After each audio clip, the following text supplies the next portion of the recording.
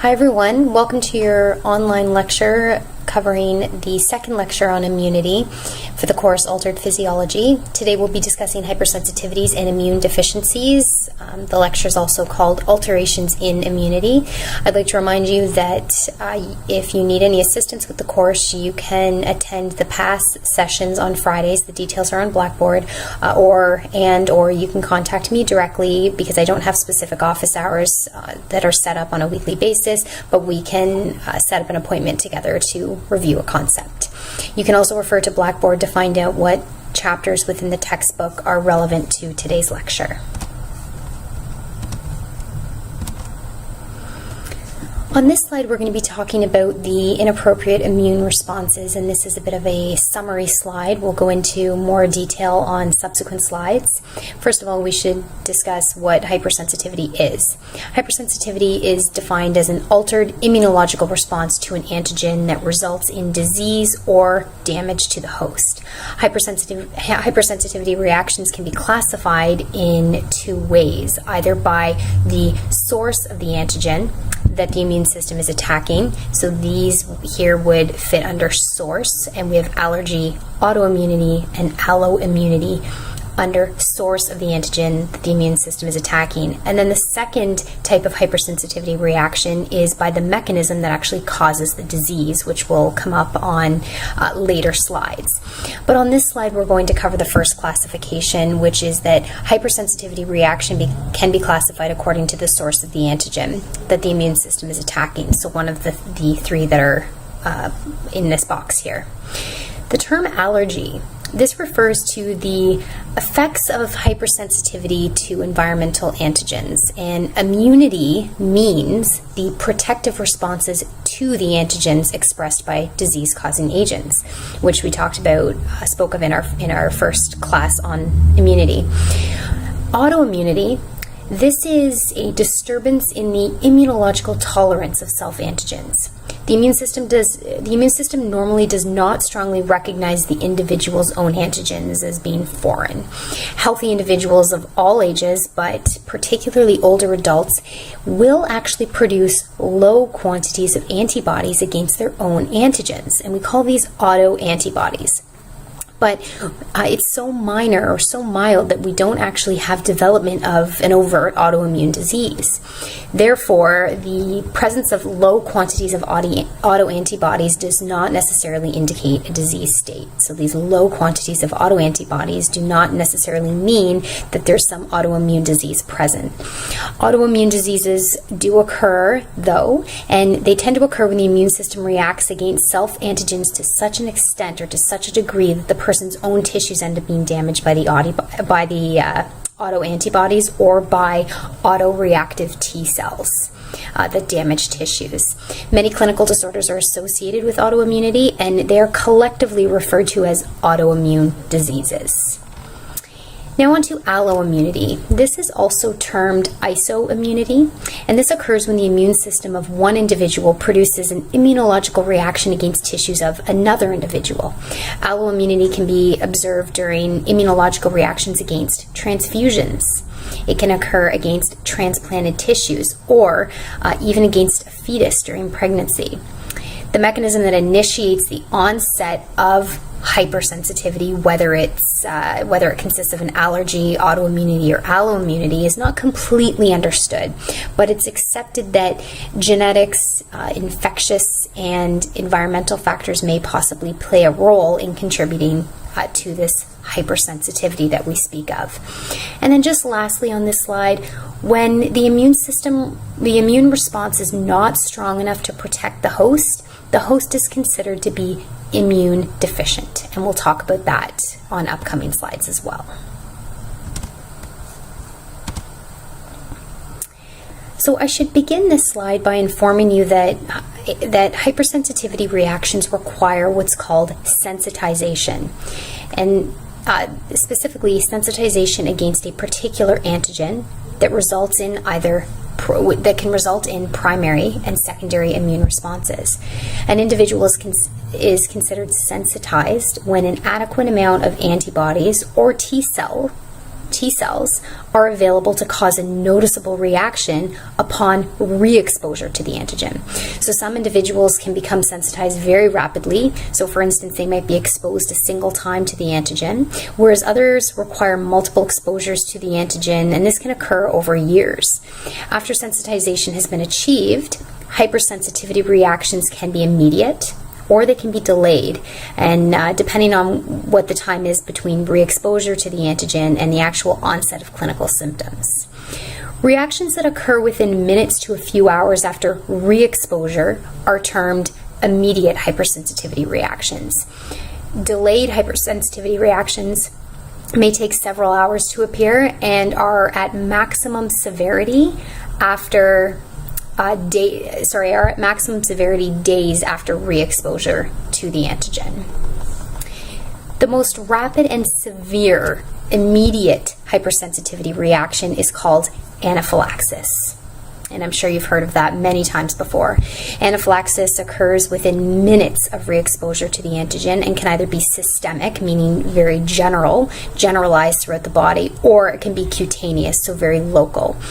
Symptoms of systemic anaphylaxis include itching, erythema, headaches, vomiting, abdominal cramps, diarrhea, and breathing difficulties. And in severe cases, shock can result. So let's give an example of a systemic anaphylaxis. It could include that of someone being stung by a bee. Peanuts is a common one, and so is fish. And I have a almost 9-year-old son who has upon exposure to any form of bean, including chickpeas and legumes, could end up having a systemic anaphylactic reaction. So they're pretty scary. Cutaneous or local anaphylaxis, this causes less severe symptoms of local inflammation.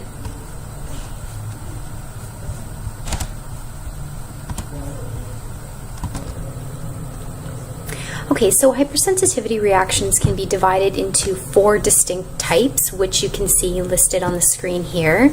Type 1, Type 2, Type 3, and Type 4, and we'll spend the next few slides looking at each type and relating them to the target antigen. I'd like to remind you of what I have already mentioned, that hypersensitivity reactions can be classified in 2 ways. One is by the source of the antigen that the immune system is attacking, which is allergy, autoimmunity, or alloimmunity, of which I just covered on the last slide, or by the mechanism or the other classification is by the mechanism that actually causes the disease, of which there are 4 types that we're going to be discussing now.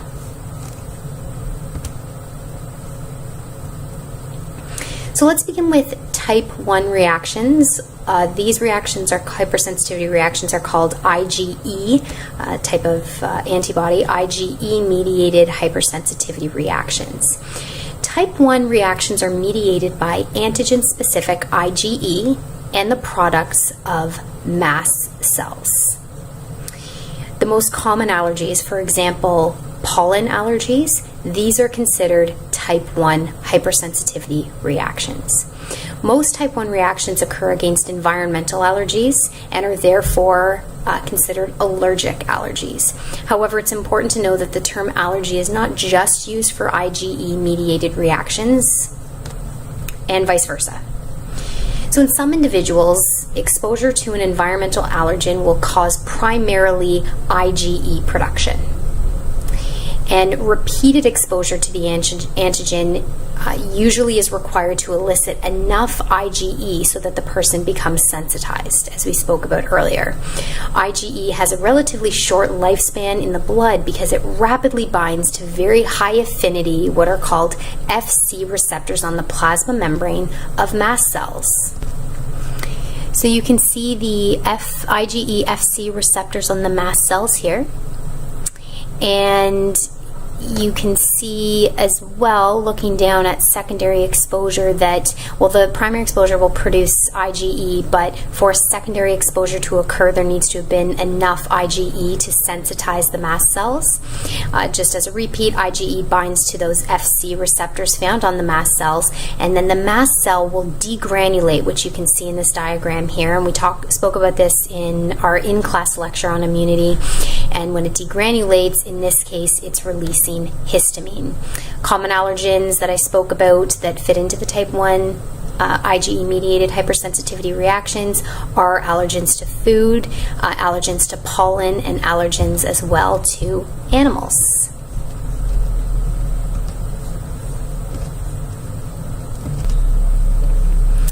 Now on to type 2 hypersensitivity reactions. These are considered tissue-specific hypersensitivity reactions. So type 2 hypersensitivities are generally reactions against a specific cell or specific tissue. Cells express a variety of different antigens on their surface, some of which are called tissue-specific antigens because they're expressed on the plasma membrane of only certain cells. The symptoms of many type 2 diseases or type 2 hypersensitivities are really determined by which tissue or organ expresses that particular antigen. Environmental allergens, such as drugs, for instance, may bind to the plasma membranes of specific cells, so for example, red blood cells and platelets, and then function as targets of type 2 reactions. The reactions begin with antibody binding to tissue-specific antigens or antigens that have attached to particular tissues.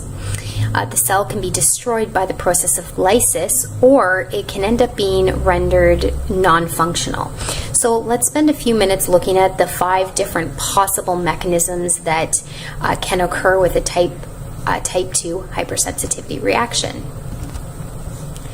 So with these 5 different mechanisms of type 2 sensitivity reactions, this first image here demonstrates complement-mediated lysis.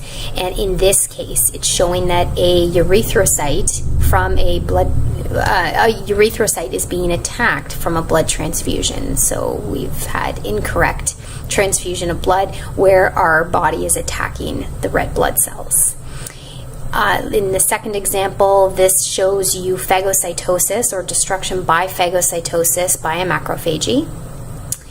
In this example here, this image shows neutrophil-mediated immune destruction, and you can see how that's occurring at the tissue here. So we have the binding to the tissue, and then the body ends up attacking the antigen, but in the process it attacks the actual tissue itself, which is of course very dangerous to the person that's suffering from this.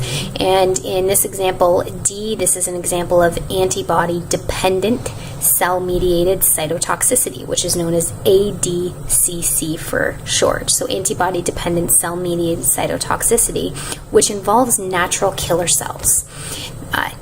The antibody on the target cell is recognized by Fc receptors on the natural killer cells, and this ends up releasing a toxic substance that destroys the target cell. So this is just one of the possible potential reactions that can occur with type 2 hypersensitivity. And then in the fifth example here, in this example there is a blockage of a normal receptor function by anti-receptor antibodies. So I'll give you an example that will help make more sense of that. An example here would be the condition called myasthenia gravis, and in this disease the acetylcholine antibodies block acetylcholine from attaching to its receptors at the motor end plate of skeletal muscles. Okay, so acetylcholine antibodies block acetylcholine. And what this does is impairs overall neuromuscular function, leading to muscle weakness. So that's a condition called myasthenia gravis. So really, it involves the inappropriate production of antibodies. Right? In the case of this example here, we're producing antibodies against acetylcholine, which is not normal. And then what it results in, of course, is destruction of the tissue. And in a couple other examples, this one we'll talk about shortly, I think on the next slide. It's called hemolytic disease of the newborn. That's a good example, and type 1 diabetes is also an example of this type of reaction. Sorry. Okay, so in summary, tissues that contain antigens on their cell surface, our body inappropriately produces antibodies against these antigens, and then the cells are destroyed, as well as eventually the tissue.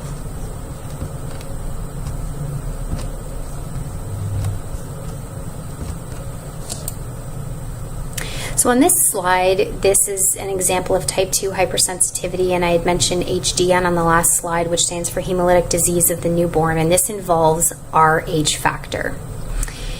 Hemolytic disease of the newborn, just to define it for you first, is a blood problem in newborns, and it occurs when your baby's red blood cells break down at a fast rate because of the mother attacking it. So let's give you an example here. We have a man that has Rh positive blood, so he possesses the Rh antigen on his red blood cells. And the mother is Rh negative. Let's say they together conceive a child, and that child ends up being Rh positive. It's not a problem really for the first pregnancy. However, when the mother delivers that child, there ends up being some exchange of fluids. And during the process of exchanging fluids, some of the Rh negative blood, or Rh positive blood rather, will enter into the mother's system. Not a problem for the mother, but what she will automatically do then is produce antibodies against Rh positive blood. And remember, if you remember back to transfusions and blood typing, that we don't naturally produce antibodies against Rh factor, but we do, of course, against the actual blood group types, such as A, AB, B, and O. So the mothers produce these antibodies against Rh positive blood. So let's say, and these are representing the antibodies here, let's say, for instance, and I'll just get rid of this now so that you can see it, that mother gets pregnant again, and that baby ends up being Rh positive. Her body has these Rh positive antibodies, and since the mother's blood enters into the fetal circulation and mixes with fetal circulation to some extent, it ends up attacking the red blood cells of the baby. There are methods of preventing this. For instance, after a mother delivers an Rh positive baby, if she is Rh negative, she can be given a shot called Rogam within the first 2 hours of birth that will at least very likely prevent her from producing these antibodies against Rh factor, so that should she get pregnant again, you don't run into issues where you can end up having this disease, this hemolytic disease of the newborn. And they can fare okay, provided that they're taken care of immediately. Okay, hemolytic just means the breakdown of red blood cells.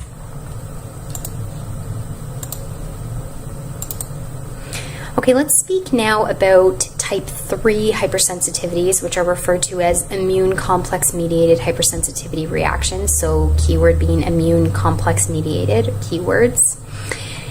So most type 3 hypersensitivity reactions are caused by antigen-antibody complexes that are formed in the circulation, and then they end up being deposited into tissues. Okay, so soluble antigens bind with antibodies. They form this complex that ends up depositing them into tissues. These tissues, for instance, could be vessel walls, or it could be other tissues that it's deposited in. And the primary difference between type 2, which we just covered, in type 3 mechanisms, is that type 2, so the one we just spoke about, type 2 hypersensitivity antibody binds to the antigen on the cell surface. So let's just go back to this slide here. The antibody binds to the antigen that's on the tissue surface or on the cell surface. But in the case of type 3 hypersensitivity, the antibody binds to a soluble antigen. A soluble antigen that was released into the blood or released into body fluids. And then the complex is formed, as I mentioned, which is deposited into tissues. Type 3 reactions, you should know, they are not organ-specific, and symptoms are mostly unrelated to the particular antigenic target of the antibody. The harmful effects of immune complex deposition, so deposition of this immune complex right here, are caused by the activation of the complement system, which we've spoken about in class, particularly through the generation of these chemotactic factors for neutrophils. So if you remember, when chemotactic factors are diffused and released at the site, neutrophils end up being attracted to the area because they think that they need to create contribute to the inflammatory process.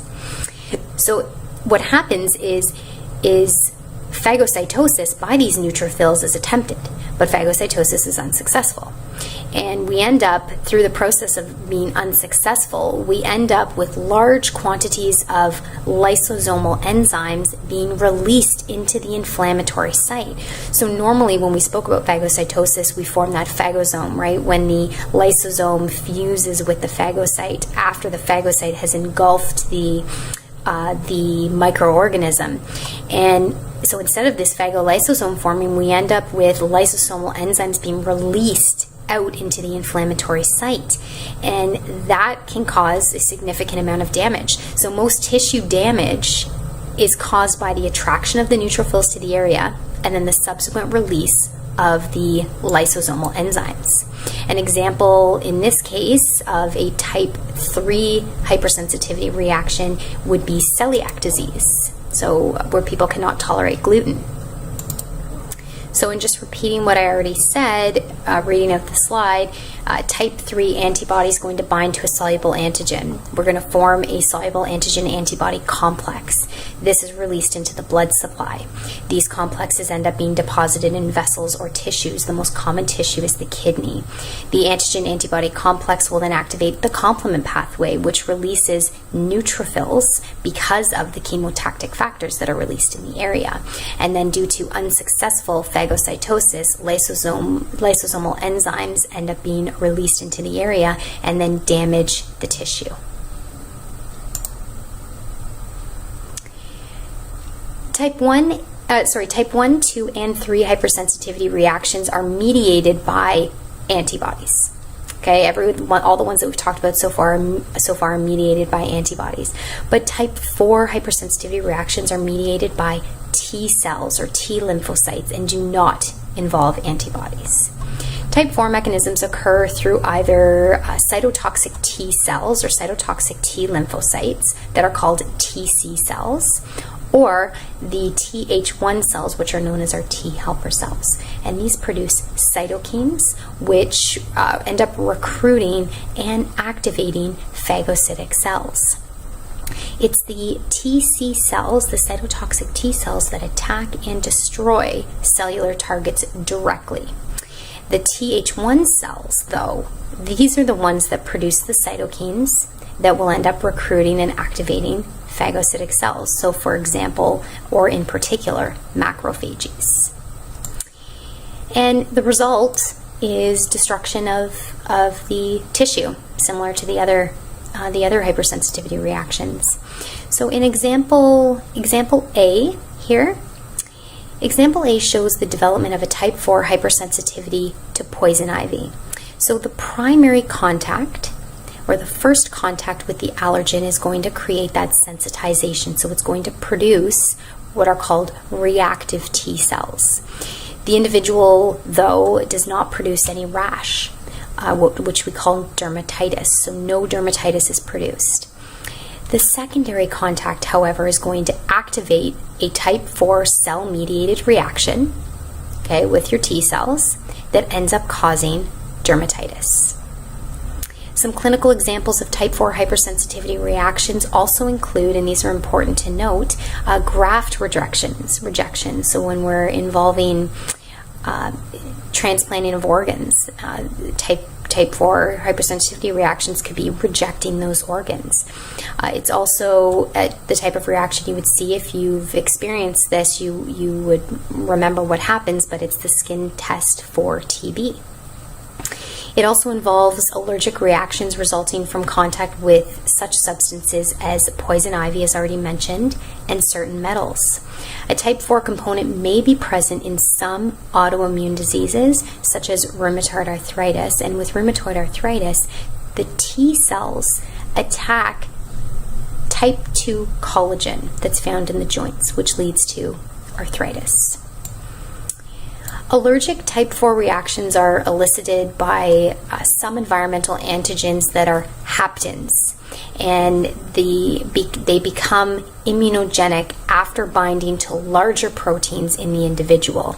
A hapten is a small molecule that, when combined with a larger carrier, you can see the larger carrier would be here. When haptens are bound to these larger carriers, such as some form of a protein, this would be the carrier here, the skin protein, it can elicit the production of antibodies that bind specifically to it. Okay, so the best example of what I just said, where we have the antigen as part of the plant, is the catechol, which reacts with the normal skin proteins. That's what we call the carriers, and it evokes a cell-mediated response or immune response that ends up leading to some of the symptoms that you would see from poison ivy.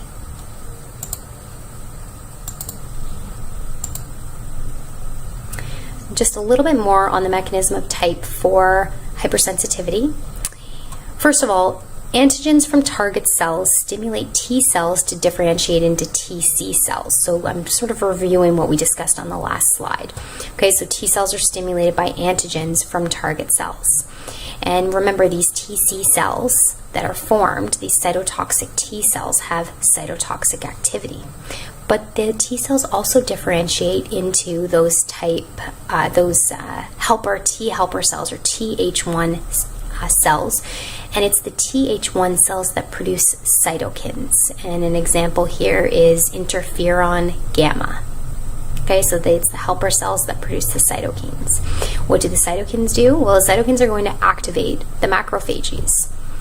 And then the macrophages are going to attach to the targets, and they end up releasing both enzymes and reactive oxygen species. And this is what is involved in most of the tissue destruction, which also unfortunately includes apoptosis, so that programmed cell death. As I mentioned earlier, transplantation of organs is commonly complicated by an immune response against an antigen. Particularly, it's an antigen called HLA, which is human leukocyte antigen, that's found on the donated tissue. So we put a tissue into somebody, a new organ into somebody. It appears, blood type matches, but the human leukocyte antigen, or HLA, that's present on that donated tissue, the body can consider it to be foreign and attack it, and that's where rejection can end up happening. And most of the studies or knowledge on transplantation of organs is based on renal or kidney transplant studies. But the primary mechanism of rejection of the transplanted organ is this type 4 cell-mediated reaction. And how we can prevent that is by giving people immunosuppressive drugs so that they don't end up using their immunity to reject the organ.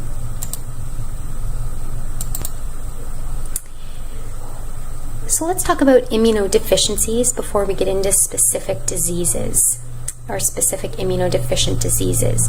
An immune deficiency is the failure of the immune system or failure of the inflammatory response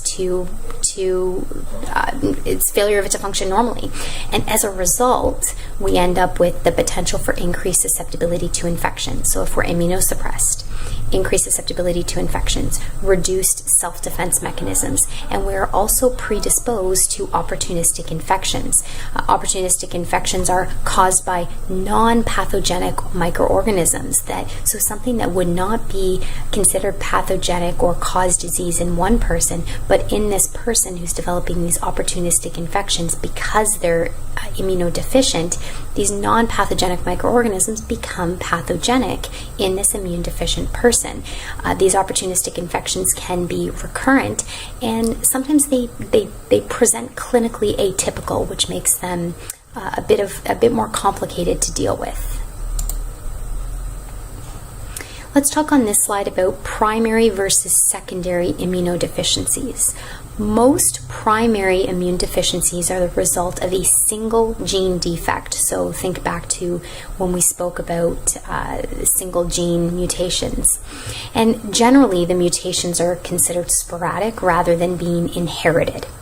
These mutations occur before birth, so they're considered congenital. So they're people that have primary immune deficiencies it's considered congenital because they're born with it. But the onset of symptoms don't necessarily come on right at birth. It can come on much later, and you don't necessarily test somebody for these things when they're born. You don't necessarily test until they display signs and symptoms that warrant testing. And they're rare. If I didn't mention that already, they're considered rare. Now, in terms of the condition SCID, which stands for Severe Combined Immunodeficiencies, these people almost lack an entire immune system. So I want you to think back to the boy in the bubble. In this picture here, there is no immune system, and they are susceptible to death from almost any organism that to us is something we breathe in and handle on a daily basis. People can also be born with a deficiency in B cells, with T cells, with complement deficiencies, which affect the complement system. And then phagocytic deficiencies as well. If we don't have proper running phagocytes, then we're not able to digest foreign material and pathogenic material as normal. Secondary, on the other hand, these are more common, but the key word here is that they are acquired. So they're oftentimes called acquired immune deficiencies, and far, far more common than primary deficiencies. So these deficiencies are, you can consider them complications of other physiological or pathological conditions. So these are the factors that can cause a secondary immune deficiency. Primary causes, common causes: infancy, pregnancy, and aging. It can be psychogenic, or it could be a physical stress, malnutrition, infections such as HIV and AIDS, cancer as well as cancer treatment, burns, people that are immunosuppressed if they're on corticosteroids, for instance, people that have had a splenectomy, people with diabetes mellitus. So let me make it clear that these are the factors that can cause a secondary immune deficiency.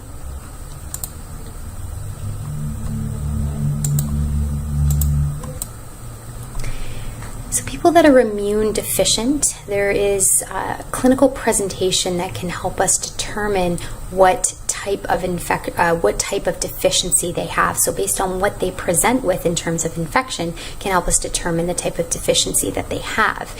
People that are immunodeficient develop usually unusual or recurrent, severe, and simultaneous infections. So if there's constantly a person being brought in with different infections, they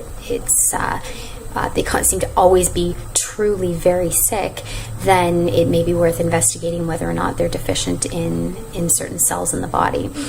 So for instance, people that present with commonly always viral infections, fungal infections, yeast infections, and atypical microorganisms might make us think that they have a deficiency in T cell production.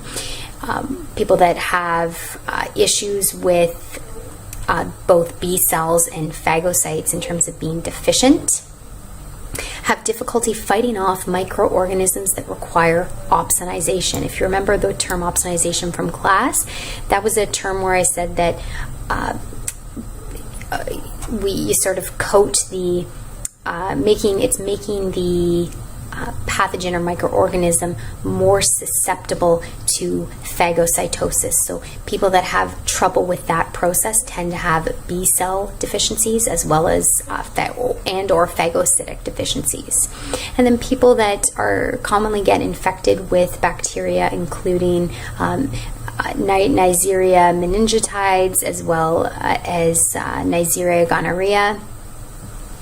These people that have complement deficiencies, these complement deficiencies are commonly associated with increased infections from these particular bacteria.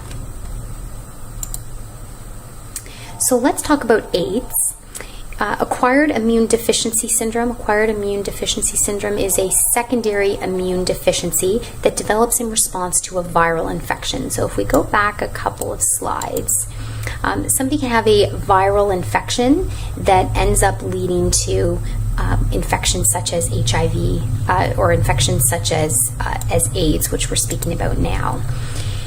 And it's the human immunodeficiency virus, so HIV, that infects and destroys the CD4 positive cells.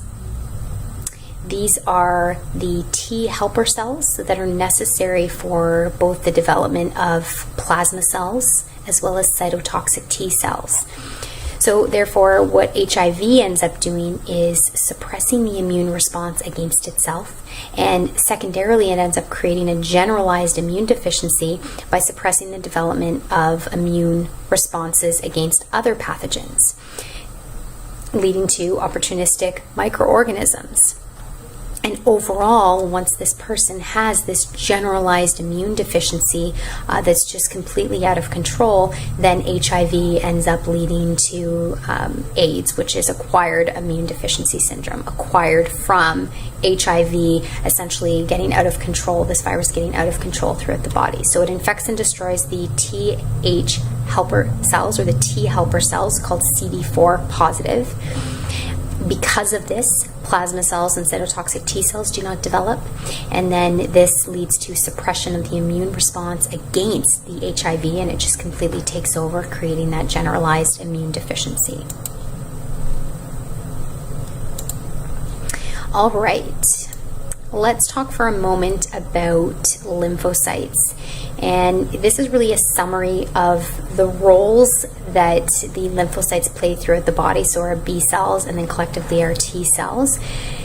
But you can see here that if HIV infects the Th cells, or the helper T cells, that in turn, because these are affected, it ends up breaking down the proper differentiation into B cells and our cytotoxic T cells, which we know have huge roles in the body. Our B cells secrete antibodies. Our cytotoxic T cells are going to kill cells in the body that are foreign. So without this mechanism that becomes depleted, because the helper T cells have been attacked, it leads to an overall suppression in the immunity. So I'm not going to read out this slide to you because it's a bit of refresher from learning about adaptive immunity in anatomy and physiology. So I'll let you read that on your own.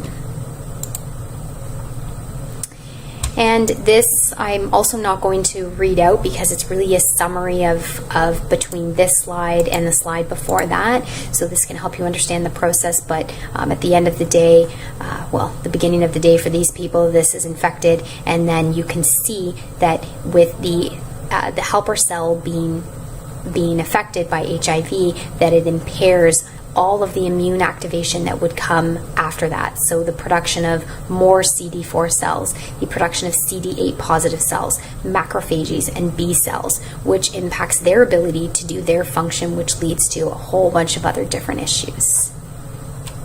Okay, so make sure you're aware of that main target of the virus, the HIV virus. This is another slide that I'm not going to read out to you. I'm not going to be testing you on this content, but take a read through it because it really gives you an idea of AIDS and how it's distributed throughout the world in different countries and different continents worldwide. Okay, let's take a moment to look at some of the clinical symptoms of AIDS. Okay, so in terms of clinical symptoms of AIDS, we can see severe weight loss and anorexia that occurs. We can see Kaposi sarcoma lesions on the person's body. This is perianal lesions of herpes simplex infection. And we can see deterioration of vision from a virus called cytomegalovirus, and it causes cytomegalovirus retinitis, which ends up leading to different areas of infection, which can overall lead to blindness. We spoke about opportunistic infections already. These are the most common opportunistic infections that can come on because somebody's system is is suppressed. So pneumocystosis, atypical mycobacteria, cytomegalovirus can affect the lung but also affect the eye, toxoplasmosis, cryptococcosis, and then you're also predisposed to cancers as well. So it could be Kaposi sarcoma, involve these lesions here, which can be cancerous. You can end up with a brain lymphoma as well as cervical cancer.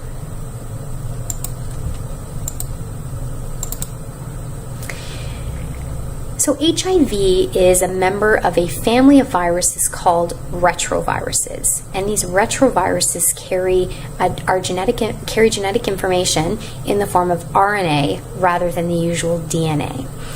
The primary surface receptor on HIV is the envelope protein called GP120, which you can see here. So this is the primary surface receptor on HIV, and it's an envelope protein.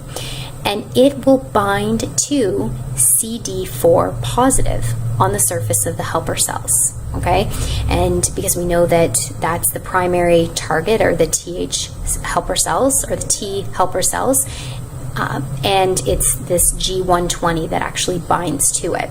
Several other necessary co-receptors, particularly the chemokine receptor CCR5, have been identified on target cells. That's not included here, so you don't have to worry about that statement about CCR5. So the major immunological finding in age is the striking decrease in the number of CD4 positive cells, and we know that because they're being attacked, and they're being attacked and they're being killed, and these people have very low numbers of these CD4 helper T cells, and because we know what these CD4 helper T cells do, you can see why it would impact a person's immunity. A couple other things that I wanted to review with you are some of the viral enzymes that are involved.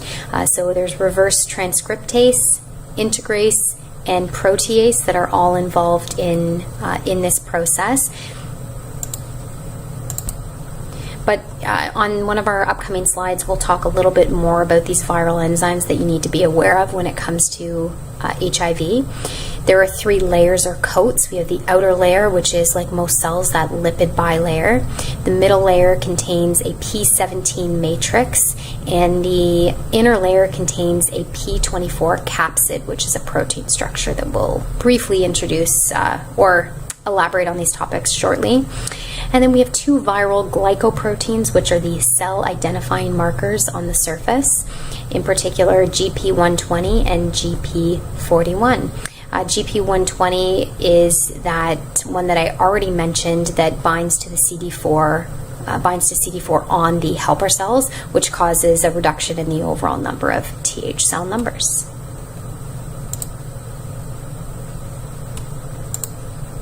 Okay. We won't spend too long on this slide, but some of it's review of what I've already said. But in terms of the initial infection process of HIV and how it initially infects the cell, you already are aware that the GP120 on the HIV virion binds to the CD4 receptors on the TH cells, specifically the CD4 positive cells. And when it binds to it, as you can see here, it's binding to CD4 found on the helper T cells, and when it binds to it, the membranes actually fuse. So the HIV membrane fuses with the susceptible cell membrane, the T cell membrane, and when it fuses, the viral genome, the RNA, actually enters into the cytoplasm of the healthy cell. So let's look at the role of those viral enzymes, which I spoke about on this slide here. Retroviruses use a viral enzyme called reverse transcriptase.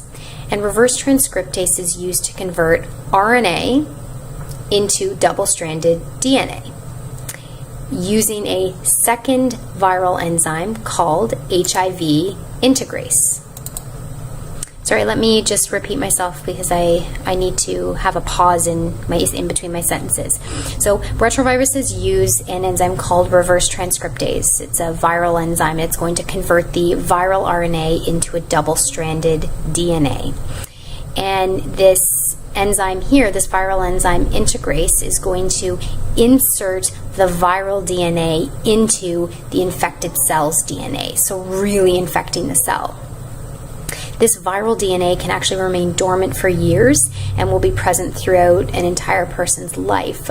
But if it is not remaining dormant, then it's in other words, the other option is that it's activated. And when it's activated,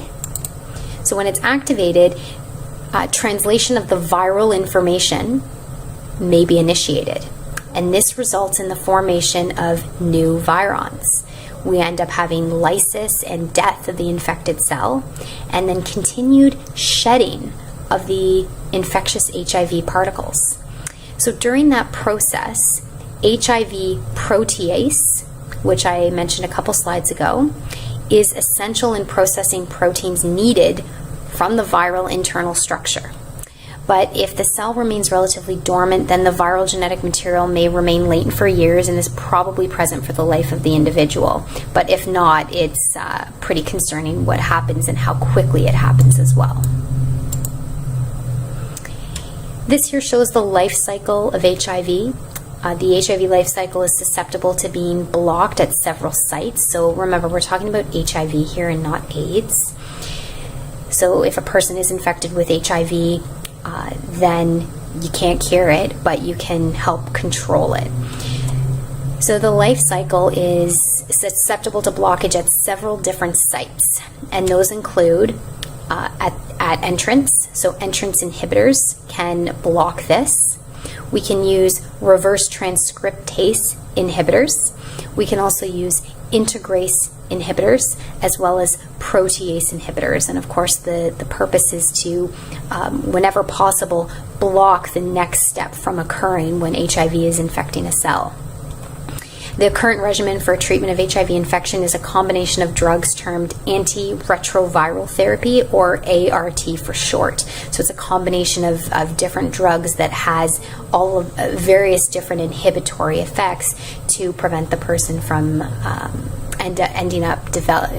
prevent the person from becoming susceptible to the development of AIDS.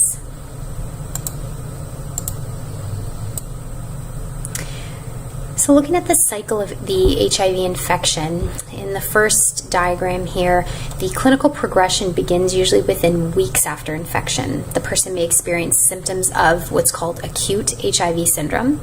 During this period, the virus progressively infects T cells and other cells and ends up spreading to the lymphoid organs, with a sharp decrease in the number of circulating CD4 positive T cells occurring quite quickly. During this period of what we call clinical latency, the virus replicates and T cell destruction continues, but the person is still relatively or generally asymptomatic. The person may develop HIV-related disease, which are considered your constitutional symptoms. And this is just a variety of symptoms of acute viral infection, so not necessarily seemingly linked with HIV.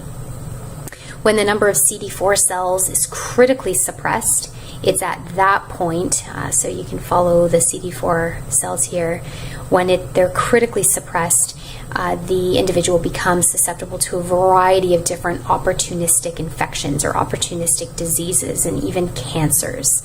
And then at this point, once we are rising to this point here, if HIV is left untreated, then we end up with the development of AIDS in this region here, as well as potential death. The number of deaths, as you can see in this chart here, well, what happened in the mid-1990s where there seemed to be this drop-off. So the number of deaths is lower than the number of people with AIDS, and this drop in deaths occurred once the antiretroviral drugs were offered, or antiretroviral therapy drugs were offered.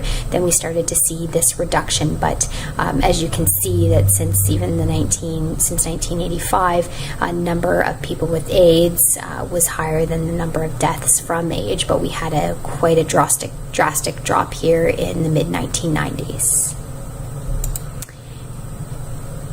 And on our last slide, so what we're looking at on this slide is time 0 here is time of infection.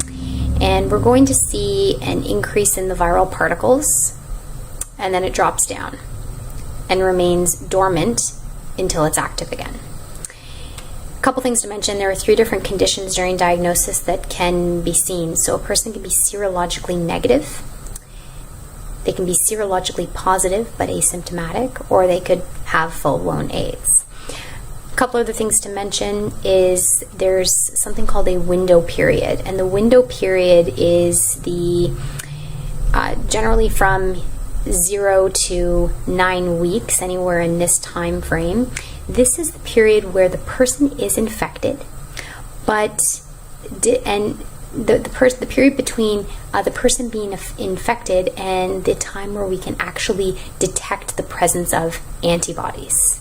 Okay, so they're infected, you have that increase in viral particles, but we can't detect the antibodies in the blood. So window period is between infection and detection of antibodies, and it can vary depending on how the person ended up catching or getting HIV. Generally, this is anywhere from 4 to 7 weeks after someone has a blood transfusion. They can end up that's the length of the window.